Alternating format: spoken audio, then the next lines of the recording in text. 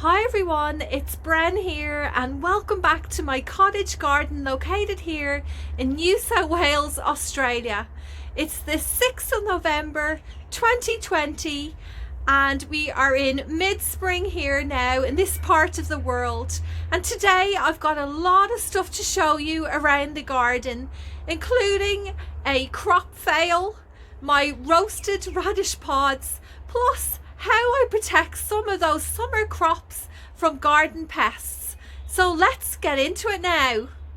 There's such a contrast in weather this morning compared to yesterday, where it was cold and raining for most of the day. There are a lot more of the Nigella Love in the Mist flowers blooming now. These ones self-seeded, however, originally when I put these seeds in this area, they were a mix of the Miss Jekyll blue and the Persian jewel mix. So as well as having that blue colour, they also have white and different shades of pink. I just spotted this beauty. It has this slight blush of pink on its petals. Often when you leave plants to grow that have just popped up by themselves, self-seeded, you are surprised with some really unusual looking flowers. This can happen due to cross-pollination.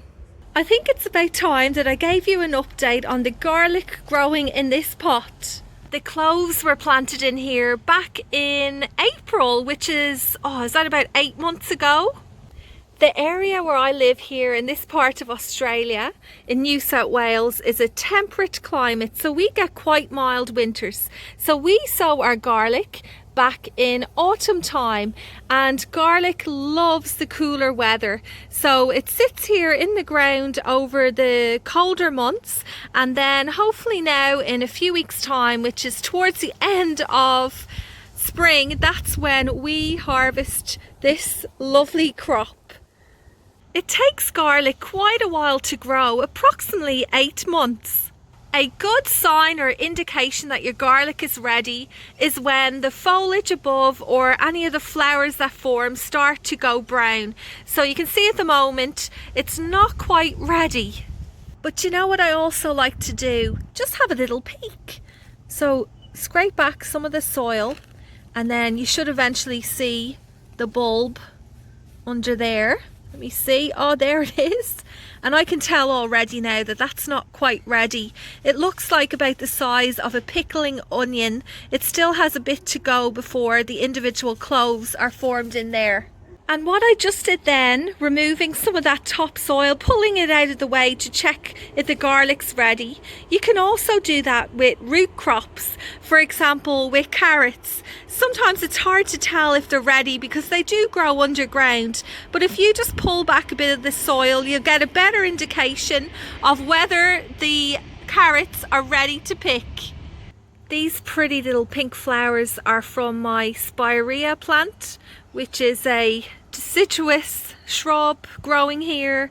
It was already here when we moved in about 10-11 years ago, and last year unfortunately I didn't get many blooms off it. It was really struggling with the drought-like conditions, although I mean the plant did still survive, but it didn't put out many flowers. But I'm delighted to see it's packed with them now, and I love using this as a filler plant in cut flower arrangements. I planted some dill over in this raised garden bed, and I think it's something I won't be ever doing again. Let me explain why. So it's not that I won't be ever planting dill again, it's that I won't be putting them in an elevated area up off the ground, because these plants get really tall, and where it is located at the moment I just can't see the flowers very well. If I had planted this a bit lower down, at least I would be able to enjoy them. Check out the size of these flower heads. So next time I sow seeds, I'm going to put them much lower down so that I'll be able to see them as I walk around the garden. Dill is one of those plants that Monty Don loves, who you may know is one of my garden idols. He lives in the UK and he has the most beautiful garden, and he plants a lot of dill there for summertime, where he treats it more like an ornamental plant, enjoying the flower heads. Now with dill, you can eat the foliage, which makes a really nice garnish for fish dishes. You can also put it into pickles as well, or you can allow it to flower and form seed heads, which you can also use in cooking. I'm really enjoying the view up here. It's so pretty looking at all of those flowers in the raised garden bed area. And I'm actually doing something that some of you will probably roll your eyes at.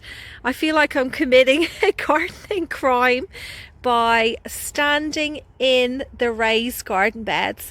This is something that I definitely wouldn't recommend for you to do. I don't really know why I'm doing it. It's a bit like a moment of madness. Standing in here, I'm kind of compacting the soil, which really isn't very good for the plants at all. I should have really got a ladder up here. Oh, there's the weed. I'll pull that one out. I should have really got a ladder up here to take a look at these flowers. Speaking of seeds, here are the radish seed pods, which I have shown you before, but I did make a little short video on how I roast these, which I'm going to share with you now. Here's a delicious healthy snack straight from my garden. Radish seed pods, peppery crispy bites. They taste great roasted. Spray with oil, add your favourite seasoning, give it a toss, pop in the oven, eat just like this or as a side dish. I hope you enjoyed watching that.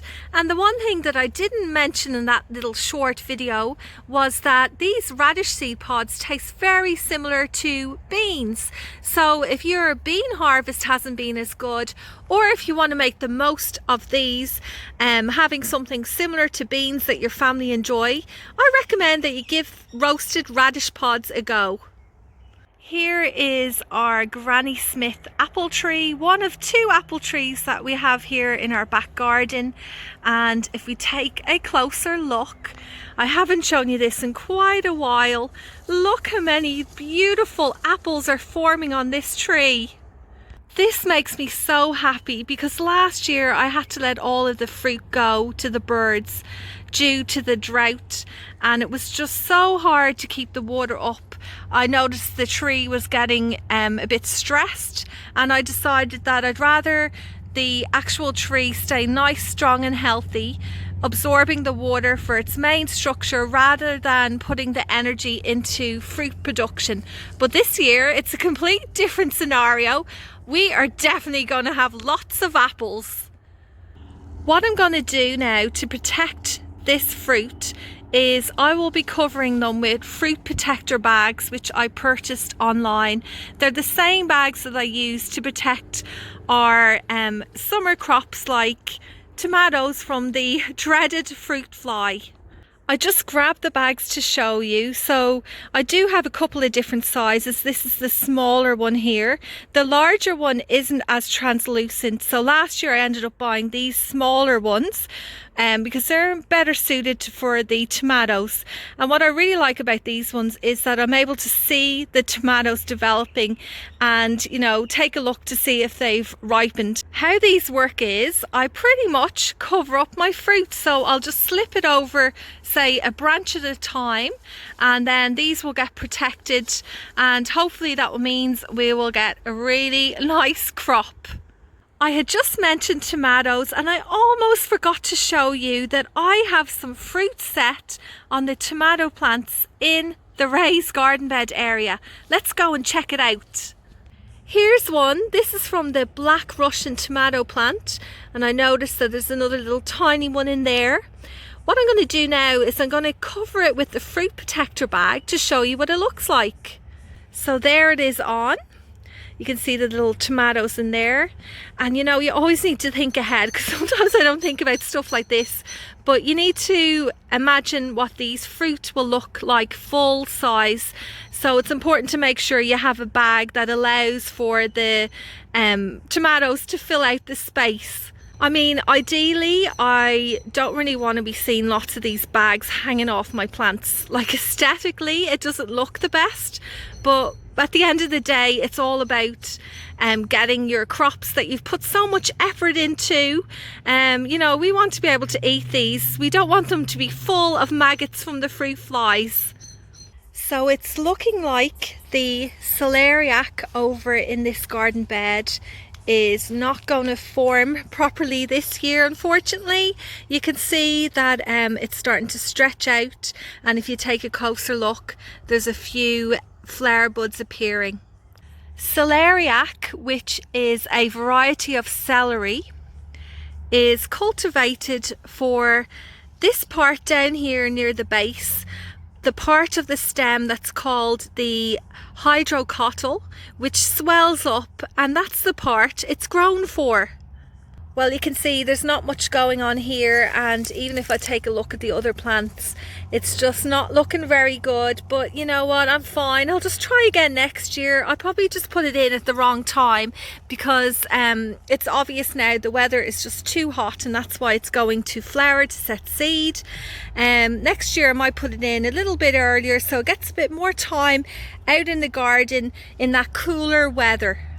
Look what I just found, a poppy. I remember putting them in this garden bed, but you can see here it's kind of been swamped out by the silver beet, Johnny Jump violas and calendulas, but it's managed to peek its way out, and it's just here right on the pathway. This one is called Flanders Red, and I think it's so pretty. It reminds me of a ladybug. Got another foxglove, but this time it's white. All the other ones I've shown you so far seem to be shades of pink, so it's nice to have one that looks a little bit different out here. We've come to that time again where I'm going to say goodbye to you for another week. Thank you so much for watching, and I'll see you again next Friday.